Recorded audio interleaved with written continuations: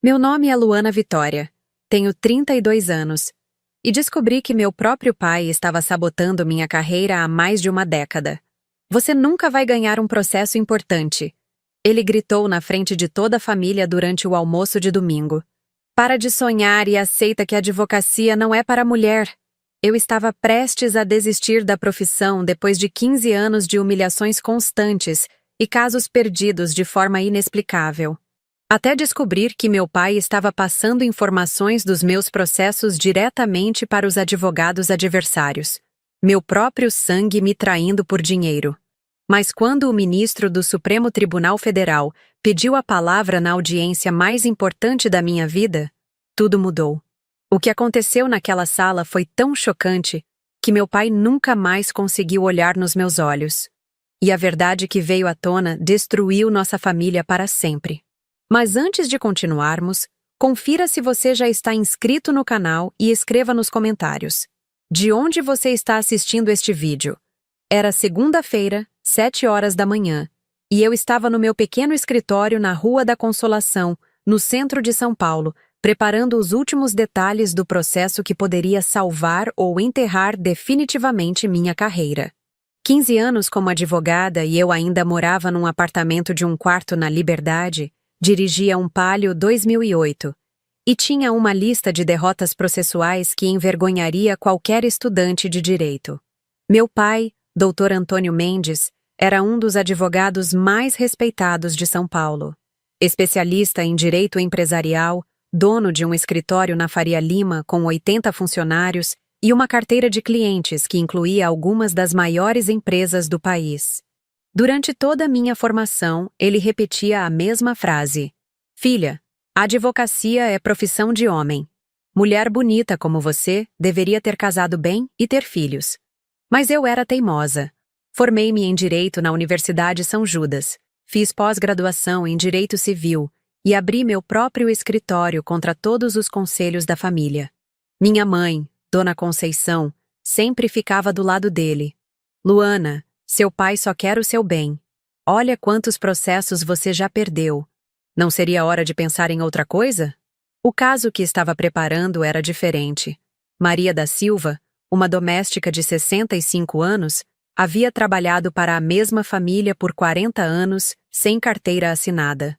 Quando descobriu um câncer, foi demitida no mesmo dia.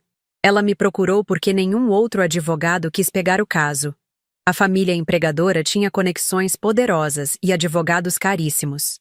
Passei 3 meses investigando, juntando provas, conversando com vizinhos, coletando testemunhas. Era um caso sólido, com evidências irrefutáveis. Pela primeira vez em anos, eu sentia que poderia ganhar alguma coisa importante. Não era apenas pelos honorários, que seriam mínimos, mas pela justiça. Maria merecia seus direitos trabalhistas. Na quarta-feira anterior, durante o almoço em família na casa dos meus pais no Morumbi, meu pai descobriu sobre o processo. "Luana, você está processando os Ferreira da Silva? Você não tem noção do que está fazendo. Essa família tem influência, tem dinheiro, tem os melhores advogados do país. Você vai se dar mal." Eu tentei explicar que o caso era justo, que tínhamos provas sólidas, que era questão de dignidade humana. Ele explodiu. "Você nunca vai ganhar um processo importante. Para de sonhar e aceita que a advocacia não é para a mulher. 15 anos perdendo casos e você ainda não entendeu que não tem competência para isso?" As palavras dele doeram mais do que eu esperava. Saí da casa dos meus pais naquele dia decidida a provar que estava errado. A audiência estava marcada para quinta-feira, 10 horas da manhã, na vara do trabalho do Fórum Trabalhista de São Paulo. Cheguei cedo, nervosa, mas determinada. Maria estava comigo, usando seu melhor vestido. Um vestido azul marinho que ela havia comprado especialmente para a ocasião. Suas mãos tremiam enquanto esperávamos na sala de audiências. Do outro lado, a família Ferreira da Silva chegou acompanhada de 3 advogados do escritório Machado, Santos e Associados, um dos mais prestigiosos da cidade. O advogado principal era Dr. Ricardo Santos, conhecido por nunca ter perdido um caso trabalhista. Eles se sentaram com uma confiança arrogante, como se o resultado já estivesse decidido. O que me chamou a atenção foi o comportamento deles. Pareciam excessivamente seguros. Cochichavam entre si e olhavam para mim com sorrisos debochados. Dr. Ricardo até comentou alto o suficiente para eu ouvir. Casos assim nem deveriam chegar até aqui. É desperdício de tempo do tribunal. A audiência começou. Apresentei minha argumentação inicial. Expus as provas que havia coletado. Comprovantes de que Maria morava na casa da família durante a semana. Testemunhas que confirmavam sua rotina de trabalho. Documentos que provavam sua exclusividade para aquela família. Era um caso claro de vínculo empregatício. Mas então algo estranho aconteceu. Dr. Ricardo começou a rebater meus argumentos com informações que eu não havia compartilhado publicamente.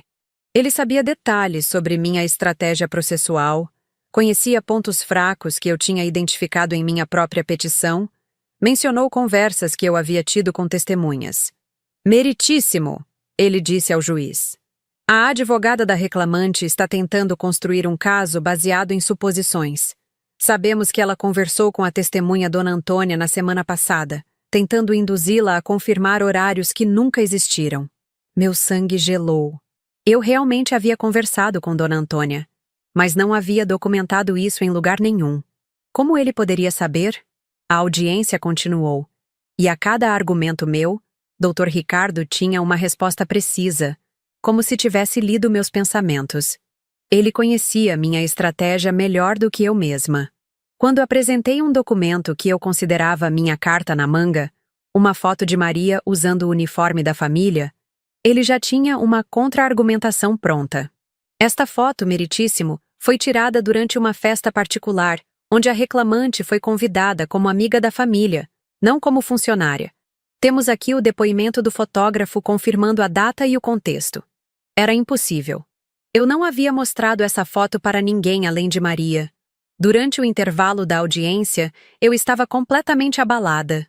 Saí da sala de audiências precisando de ar fresco e encontrei Maria chorando no corredor. Doutora Luana, ela disse, eles sabem de tudo. Como eles podem saber de tudo? Eu não tinha resposta. Estava começando a entender que havia algo muito errado acontecendo. 15 anos de derrotas processuais inexplicáveis começaram a fazer sentido de uma forma terrível. Casos que eu tinha certeza de que ganharia, evidências que desapareciam, testemunhas que mudavam versões no último minuto, advogados adversários que pareciam ler minha mente. Voltei para a sala de audiências determinada a observar tudo com mais atenção. Foi quando notei algo que me deixou com o estômago embrulhado. Dr. Ricardo estava com um envelope pardo ao lado de seus documentos. Um envelope idêntico aos que meu pai sempre usava em seu escritório. Papel craft de gramatura específica que ele mandava fazer sob encomenda com o logotipo discreto no canto inferior. Minha mente começou a conectar pontos que eu não queria conectar. Meu pai sempre perguntava sobre meus processos. Sempre demonstrava interesse nos casos que eu estava pegando. Eu sempre achei que era preocupação paternal, que ele queria me ajudar. Mas agora, vendo aquele envelope, uma possibilidade horrível começou a se formar. A audiência recomeçou. O juiz estava claramente inclinado a favor da família Ferreira da Silva. As argumentações de Dr. Ricardo foram precisas, demolidoras e baseadas em informações que ele não deveria ter. Quando ele mencionou uma conversa específica que eu havia tido com Maria na semana anterior, sobre seus temores de perder a pensão por invalidez se ganhássemos o processo, eu tive certeza. Alguém estava me sabotando. E havia apenas uma pessoa no mundo que sabia todos esses detalhes íntimos dos meus casos. Meritíssimo, Dr. Ricardo continuou. Gostaríamos de chamar uma testemunha de defesa que pode esclarecer definitivamente este caso. Mauni, meu coração disparou quando ele disse: Dr. Antônio Mendes, advogado especialista em direito empresarial. Meu pai entrou na sala de audiências usando seu melhor terno, cumprimentou o juiz respeitosamente e se dirigiu ao banco das testemunhas. Ele evitou meu olhar completamente. Naquele momento, a última peça do quebra-cabeça se encaixou. Doutor Antônio, Dr. Ricardo começou. O senhor conhece a família Ferreira da Silva há quanto tempo? Há mais de 20 anos, meu pai respondeu com voz firme. São clientes do meu escritório e pessoas de caráter ilibado. E sobre a reclamante, Maria da Silva, o senhor tem alguma informação? Meu pai finalmente olhou para mim e vi algo nos seus olhos que nunca havia visto antes. Culpa misturada com determinação cruel. Sim, meu pai disse, sua voz ecoando pela sala de audiências. Posso confirmar que Maria da Silva nunca foi empregada doméstica da família Ferreira da Silva. Ela prestava serviços eventuais, por diárias, nunca houve vínculo empregatício. A mentira saiu da boca dele com uma naturalidade que me deixou nauseada. Eu estava vendo meu próprio pai destruir o caso de uma senhora de 65 anos com câncer. Uma mulher que havia dedicado 40 anos de sua vida para uma família que a abandonou na hora que mais precisava. Além disso, ele continuou, devo informar ao tribunal que tenho sérias dúvidas sobre a competência profissional da advogada da reclamante. Como pai dela, tenho acompanhado sua carreira de perto e posso afirmar que Luana Vitória Mendes nunca demonstrou capacidade para casos desta complexidade. O silêncio na sala foi ensurdecedor. Maria segurou minha mão e sussurrou. Doutora, esse homem é seu pai mesmo? Eu não conseguia falar. 15 anos de humilhações, de derrotas inexplicáveis, de autoestima destruída. E agora descobrir que tudo havia sido orquestrado pela pessoa que deveria me proteger mais do que qualquer outra no mundo. Dr. Ricardo sorria satisfeito. Dr. Antônio, o senhor poderia nos contar mais sobre os padrões profissionais da advogada Luana Mendes? Mas antes que meu pai pudesse continuar sua traição pública, a porta da sala de audiência se abriu. Um homem alto, de cabelos grisalhos, usando um terno escuro impecável, entrou na sala. O juiz imediatamente se levantou, assim como todos os presentes. Era o ministro José Roberto Barroso, do Supremo Tribunal Federal. Com a permissão do meritíssimo, disse o ministro, sua voz carregando a autoridade de décadas no judiciário. Gostaria de fazer algumas observações sobre este caso. O juiz, visivelmente nervoso, respondeu. Claro, excelentíssimo. Seria uma honra ouvir suas considerações. Dr. Ricardo e meu pai se entreolharam, claramente confusos e preocupados com essa intervenção inesperada. Eu estava igualmente surpresa, sem entender como um ministro do STF havia parado numa audiência trabalhista comum. Estive acompanhando este caso através de canais oficiais. O ministro Barroso explicou. Devido a denúncias de irregularidades que chegaram ao meu conhecimento. Especificamente, denúncias sobre vazamento de informações processuais e tráfico de influência. Meu pai empalideceu completamente. Dr. Ricardo começou a suar visivelmente. O ministro continuou. Dr. Antônio Mendes, o senhor está sendo investigado pela Ordem dos Advogados do Brasil há 6 meses por suspeita de vender informações privilegiadas obtidas através de sua filha advogada. Temos gravações, transferências bancárias e documentos que comprovam um esquema sistemático de sabotagem processual. A bomba havia explodido. Meu pai tentou se levantar, mas o ministro fez um gesto para que permanecesse sentado. As investigações começaram quando alguns advogados notaram um padrão estranho. Casos bem fundamentados de jovens advogados sendo perdidos de forma inexplicável, sempre com a participação de escritórios específicos que pareciam ter informações privilegiadas. Dr. Ricardo tentou intervir. Excelentíssimo, não entendo qual a relevância. A relevância, Dr. Ricardo, o ministro interrompeu, é que seu escritório recebeu informações confidenciais sobre 23 processos diferentes nos últimos 2 anos. Todos eles casos da advogada Luana Mendes. E todas essas informações foram pagas através de transferências bancárias para uma conta offshore controlada por Dr. Antônio Mendes. A sala estava em silêncio absoluto. Maria apertou minha mão com mais força. Eu sentia uma mistura de alívio e horror. Alívio por finalmente entender por que minha carreira havia sido uma sequência de fracassos. Horror por descobrir que meu próprio pai havia orquestrado tudo. Mais especificamente, o ministro continuou, puxando uma pasta. Sobre este caso. Temos gravações telefônicas de Dr. Antônio informando detalhes da estratégia de sua filha, incluindo conversas com testemunhas, documentos que seriam apresentados e até mesmo inseguranças pessoais da advogada que poderiam ser exploradas durante a audiência. Ele acionou um pequeno gravador. A voz do meu pai ecoou pela sala. Ricardo, ela vai tentar usar a foto da festa, mas vocês podem argumentar que foi contexto social, não trabalhista. E tem mais uma coisa. Ela está insegura sobre o depoimento da dona Antônia. Se vocês pressionarem sobre horários específicos, ela vai vacilar. Eu reconheci a conversa. Havia acontecido 3 dias atrás. Eu havia contado para meu pai sobre minhas preocupações com o caso, pensando que estava desabafando com alguém que me amava. Na verdade, estava entregando munição para meus inimigos. Doutor Antônio, o ministro se dirigiu ao meu pai. Durante 15 anos, o senhor sistematicamente sabotou a carreira de sua própria filha. Vendeu informações confidenciais, destruiu a autoestima dela e prejudicou não apenas ela, mas centenas de clientes que foram injustiçados por causa dessa traição.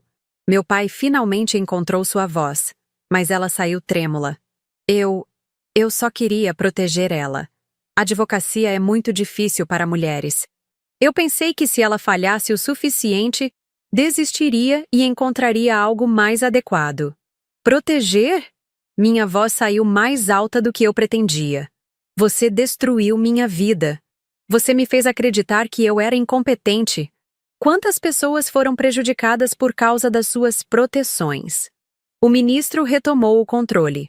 Dr. Antônio Mendes, o senhor está formalmente acusado de tráfico de influência, quebra de sigilo profissional e formação de esquema para prejudicar a justiça. Dr. Ricardo Santos, seu escritório está sendo investigado por corrupção ativa e participação em esquema criminoso. O que aconteceu depois foi surreal. Policiais federais entraram na sala e prenderam meu pai e Dr. Ricardo ali mesmo, na frente de todos. As algemas nos pulsos do homem que me gerou ecoaram pela sala como um sino funeral. Antes de ser levado, meu pai olhou para mim uma última vez. Luana, eu fiz isso por amor. Eu não queria ver você sofrer. Você me fez sofrer por 15 anos. Respondi, minha voz firme pela primeira vez na vida. Você roubou minha confiança, minha autoestima, meus sucessos. Você não fez isso por amor. Fez por controle. O ministro se aproximou de mim após a confusão. Doutora Luana, seus casos serão revistos. Temos evidências suficientes para anular pelo menos 20 decisões que foram influenciadas por essas informações vazadas.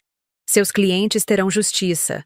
Quanto ao caso de Maria, com as revelações sobre a corrupção e as investigações, o juiz decidiu dar ganho de causa total para ela. 40 anos de direitos trabalhistas, indenização por danos morais e pensão vitalícia. Maria chorou de alívio e me abraçou. Doutora Luana, a senhora é uma guerreira. Nunca desista. 3 meses depois, meu escritório estava lotado de novos casos. A história havia se espalhado pela comunidade jurídica, e advogados jovens me procuravam para contar situações similares. Descobrimos que o esquema do meu pai era maior do que imaginávamos. Ele havia sabotado dezenas de jovens advogados ao longo dos anos, sempre com a justificativa de proteger ou ensinar lições. Minha mãe nunca mais falou comigo. Ela escolheu ficar do lado dele, mesmo depois de todas as evidências. Alguns laços familiares, quando quebrados, não podem ser reparados. Meu pai foi condenado a 8 anos de prisão e teve sua licença para advogar cassada permanentemente. Dr. Ricardo pegou 5 anos e seu escritório foi fechado. O dinheiro recuperado das contas offshore foi usado para indenizar todos os clientes que foram prejudicados ao longo dos anos. Hoje, 2 anos depois, tenho um escritório na Vila Madalena com 12 funcionários. Especializo-me em casos de direitos trabalhistas e defendo principalmente mulheres e pessoas em situação de vulnerabilidade. Comprei um apartamento próprio, um carro novo e, mais importante, recuperei minha autoestima. Aprendi que, às vezes, as pessoas que mais deveriam nos apoiar são as que mais nos sabotam. Mas também aprendi que a justiça, quando finalmente chega, É doce como mel. E que competência não tem gênero. Tem caráter. A mulher que entrou naquela sala de audiências achando que era incompetente era a mesma que saiu sabendo que sempre foi capaz. A diferença não estava no que eu sabia fazer. Estava em finalmente descobrir quem estava me impedindo de fazê-lo.